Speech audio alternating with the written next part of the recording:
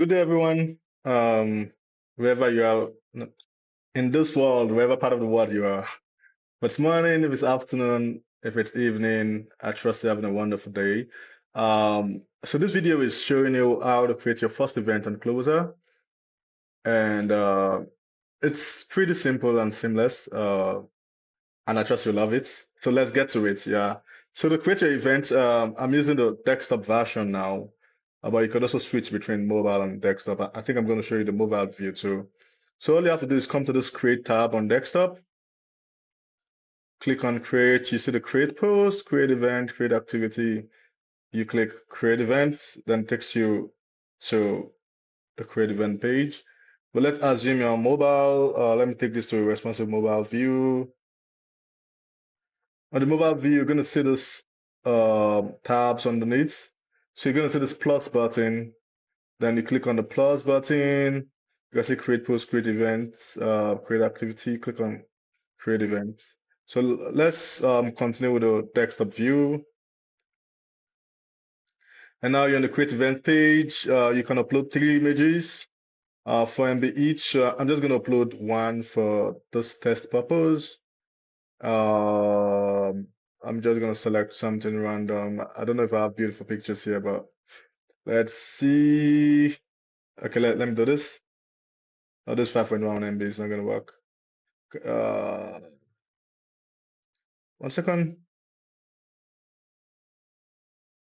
Yeah, so let me use this. So I'm just gonna use this image where you can add 2 more. So it's gonna be a public event. So I'm gonna do this event creation test.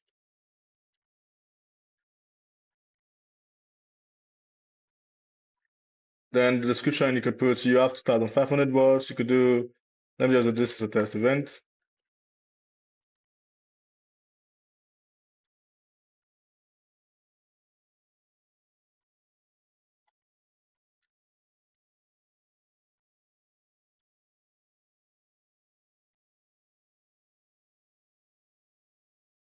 So I'm going to select the location. Let me just put a hotel and suites.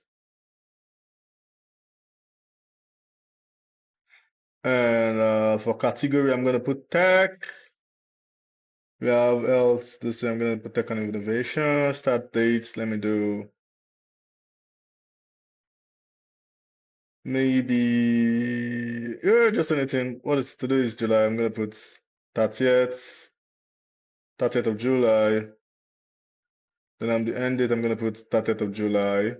I'm going to select a time of just random times because I'm going to delete this after this. So I put this and so ticket, if it's a free event, you can specify your ticket, you can create your tickets, you can put the ticket name, the amount, description, then you can put all that. Then if it's a free event, you don't need all that. But what I would love you to do is add your tags. So these tags basically uh, it goes when you add a tag, it goes to the users who are interested in these tags, or because you saw the sign-up process where you have to like select things you're interested in. So if you want your event to get more visibility, it's always great to put tags. So I could put something like Bitcoin, could put something like uh tech, let me just see, technology, Bitcoin technology, or okay, blockchain technology. I could do artificial intelligence. Let's see. Yeah, so we could do something like that. I've added these as tags. Then, yep.